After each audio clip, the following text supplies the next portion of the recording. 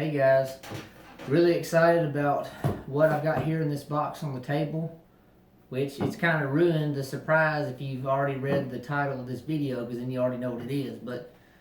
Honestly, normally I would show y'all the video of me actually unboxing, but as you can see, the flaps are open and I did open it. I couldn't help it. I've been real eager to get this in the mail since I went on eBay almost a week ago, about 6-7 days ago, and I just had to look. But I put it back in there so I can pretend like it's the first time, and y'all can kind of go along with me with this adventure. But I'm really excited. Obviously, going by the title, it's an interesting piece, new addition to my collection, and I'm really excited to show it to you guys. And it's really cool, really neat, And so, without further ado, I'm gonna bring y'all in a little bit closer and show you what's in here. So hold on just a minute. Alright, so here we go. Like I said, I kind of cheated you guys and I went ahead and looked, but I couldn't help it. So here we go. This is a really neat piece of history. Let me set it down and take a look at this. The seller from eBay, look at all these bags they gave me. This is unreal. Like, this is like, I could resupply like Walmart with all these plastic bags, I mean, they would have to put Walmart logo on them, but like, good grief. That's a lot of plastic. But anyways, at least they packed it real well. And before I show you the helmet, they sent me something that I didn't even pay for. It was in the box. It was actually in 2 of the bags. I couldn't believe it. It's always nice to get something for free and something unexpected. Look what I got. I got a fork and I got a knife. That's just too cool. Like I said, I didn't even pay for this. It might be World War II era. I'm not sure. But they say Wendy's on there, so I doubt they're World War II era. They're probably from just a few weeks ago. I guess they're a big Wendy's fan. Anyways, thank you for this free silverware. I know no one's mouth has been on this. It hasn't been used, so that's always good. Anyways, alright, here's the helmet. Okay, here we go. Look at this thing.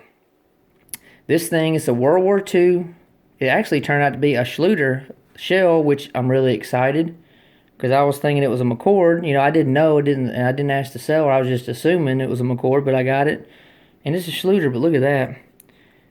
It's got an entry hole there. Look at that. Exit hole. Looks like another entry. Look at that. Battle damage helmet, right?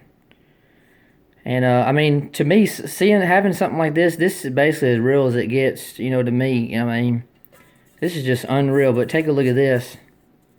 That right there is awesome. 3rd Infantry Division. A lot of you might know Audie Murphy served 3rd Infantry. And, they started back in World War I, 1917, up until present day. Really excited about owning this. There's the decal.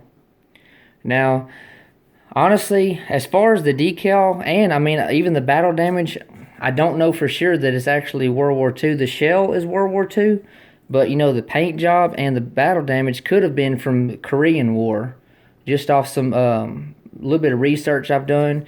Because I know a lot, not all, but a lot, and maybe even most of the 3rd Infantry World War II decals were a little bit smaller than this one is. So there's a chance, like I said, this decal is Korean War. But I don't know. It's definitely older paint. I put it on one of my Facebook groups, and the guy immediately was saying the paint looks new, and it's not new paint. It's definitely an old paint job. For sure, it's an old paint job, but I just don't know if it's World War II or Korean War, maybe somewhere in that range. But anyways, it's still cool, and it's just one of those things you can never most of the time you can never 100% say for sure, something's like a paint job is World War II or whatever. I mean, it takes a lot to know 100%. I wish this had a soldier's name and information in there, but it doesn't. But even if it is Korean War damage and, decal, I'm okay with that. It's just a really awesome piece. This is probably my new favorite helmet. I wish it had the 3rd ID on this side as well. I know that was a common practice in World War II on most, not all, but most. So it's all good, but just look at this thing. It's been hit It would have been it's a front seam. See the seam right there? And see, there's the S for Schluter.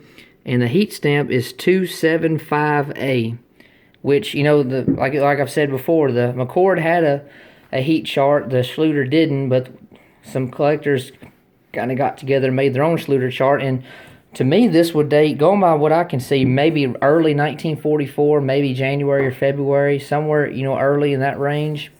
This is just an awesome piece of history. It would have been a fixed bell also, which they're broke off, no chin straps or nothing. No names or anything in here, unfortunately, but this thing was definitely peppered for sure with some shrapnel. And that right there, that's not a bullet hole right there. It's not. That's from shrapnel. But, and what I'm thinking is, I honestly don't believe that the soldier was wearing this helmet when this damage happened. I just don't think so. There'll be more characteristics of it actually being worn by the soldier. What I'm thinking is, I want to say the helmet was sitting just like this. It was sitting upside down, maybe on the ground or wherever. And I'm thinking that more than likely, you know, a shell went off, you know, maybe over top or whatever. And some of the shrapnel went inside the helmet and out.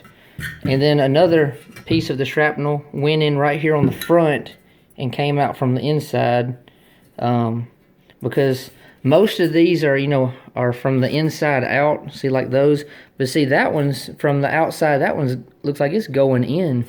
Same thing with this one. That's, you see how it's curled on the inside, whereas see, these are bowed out.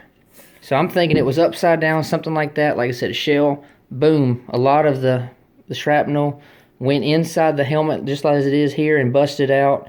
And there might have been, you know, a few little pieces that hit right here where my finger is, and maybe down here. You know, it could have maybe even hit at an angle or something. But like I said, I'm pretty sure this soldier wasn't wearing this helmet, but hopefully he wasn't. But anyways, like I said, just an awesome piece of history. I'm really grateful to own this. This makes, I think it's my 10th Schluter helmet, if I'm not mistaken. I'm pretty sure, but very uncommon, you know, and I wish this was for sure World War II decal. You know, like I said, I don't know for sure. It could be Korean War era. I don't know, but still just an awesome piece of history. I'm grateful to own this. Like I said, I got it off eBay. I asked the woman about it that was selling. I didn't know it was a woman, but it turned out it was. And she said that she bought this in a large, she said a really, really large military collection. She bought it from a man she'd known for years and years, and he was a long-time collector. He was an older man, and I asked her, you know, she didn't know just a whole lot about, you know, helmets and different things, and she wasn't sure if this was World War II paint or not, but she said, you know, the guy was old, and he was an old-time collector, and he liked the older stuff.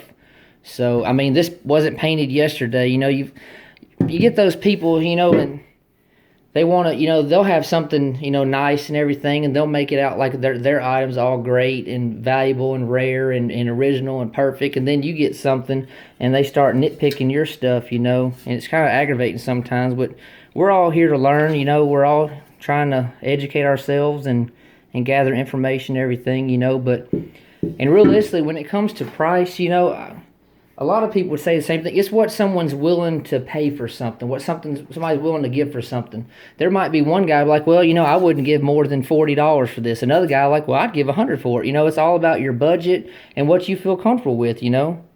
I mean, obviously, you don't want to greatly overpay for something, but sometimes you can't always get just a good deal on something. Sometimes you just have to pay up, you know, to get a nice quality piece, you know. I mean, that's just how it is. That's just my 2 cents, but really excited about this, like I said.